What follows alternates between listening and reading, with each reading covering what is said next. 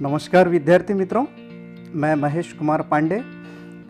बच्चों, पिछले वीडियो में हमने काल की परिभाषा एवं उसके भेद के बारे में जाना।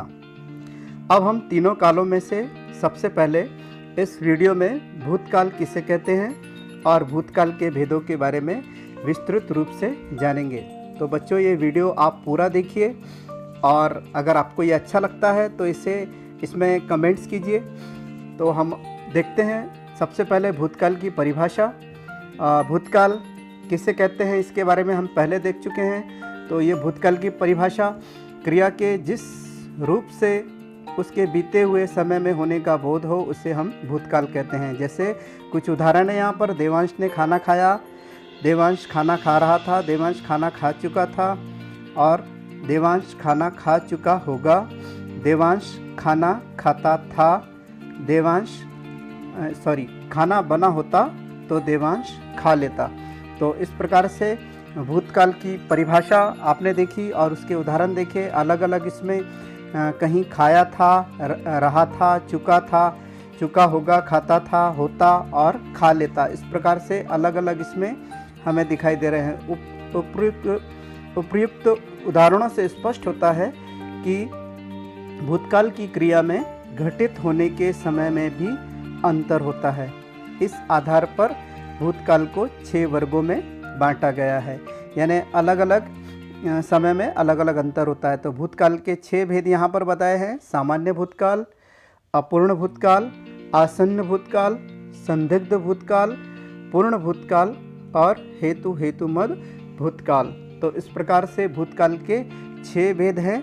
अब हम एक एक जो इसका भेद है उसके बारे में जानेंगे। सबसे पहले हम देखेंगे सामान्य भूतकाल। उदाहरण सहित यहाँ पर आपको बताया गया है। जब क्रिया सामान्य रूप से भूतकाल में संपन्न होती है, जब क्रिया सामान्य रूप से भूतकाल में संपन्न होती है तब वह सामान्य भूतकाल कहलाती है। और क्रिया के अंत में आ, या, ई, ए इस प्रकार के शब्द लगे होते हैं। जैसे आया, गई, है ना। तो यहाँ पर एक छात्रा आपको दिखाई दे रही है। छात्रा ने कहानी सुनाई, तो आखिरी में ई शब्द आया है। और दूसरा चित्र आपको दिखाई दे रहा है एक मेले का। तो दिनेश ने मेला देखा। तो जब देखा हमने कहा तो उसमें आ शब्द आता है। इस प्रकार से आ, या, ई और ए इस प्रकार के शब्द लगे होते हैं। दूसरा हम देखेंगे भेद अपूर्ण भूतकाल। जब क्रिया भूतकाल में आरंभ हो गई हो, क्रिया भूतकाल में यानी पहले से आरंभ हो गई हो परंतु अभी समाप्त ना हुई हो, तब उसे अपूर्ण भूतकाल कहते हैं।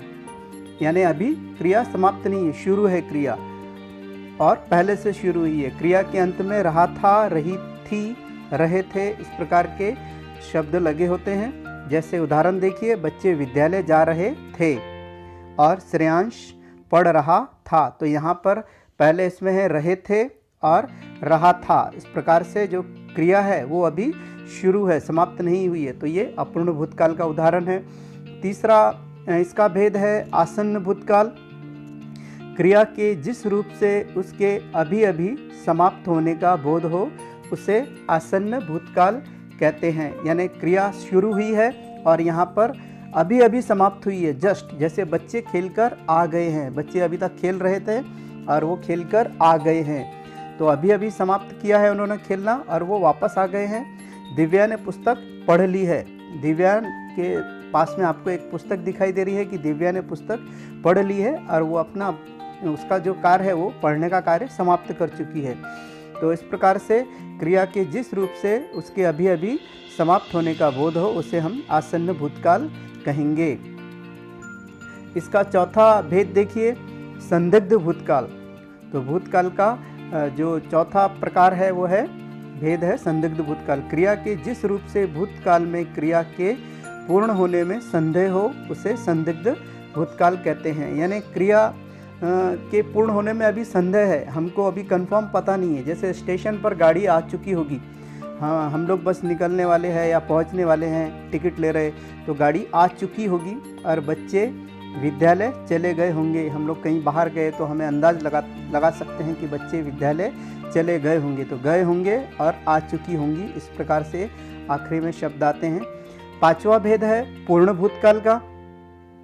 पूर्ण भूतकाल जब क्रिया भूतकाल में बहुत पहले पूर्ण हो चुकी हो, पहले से ही पूर्ण हो चुकी हो, तब उसे हम पूर्ण भूतकाल कहते हैं। जैसे क्रिया के अंत में क्या लगता है, था, थी, थे, ऐसे शब्द लगे रहते हैं, तब आपको पहचानना है कि ये पूर्ण भूतकाल के उदाहरण हैं। जैसे हसन खेलने गया था, पहले खेलने गया था, वो अभी नहीं, पहले ही जा चुका है वो।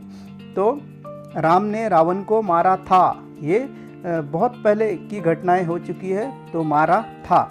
यानी यहाँ पर हमें समझ में आ रहा है कि ये जो क्रियाएं हैं ये पहले ही पूर्ण हो चुकी हैं, इसे हम पूर्ण रूप से भूतकाल कहेंगे। पूर्ण भूतकाल के उदाहरण है ये। तो आगे हम देखेंगे अगला जो पांचवा इसका भेद है वो हेतु हेतुमद भूतकाल।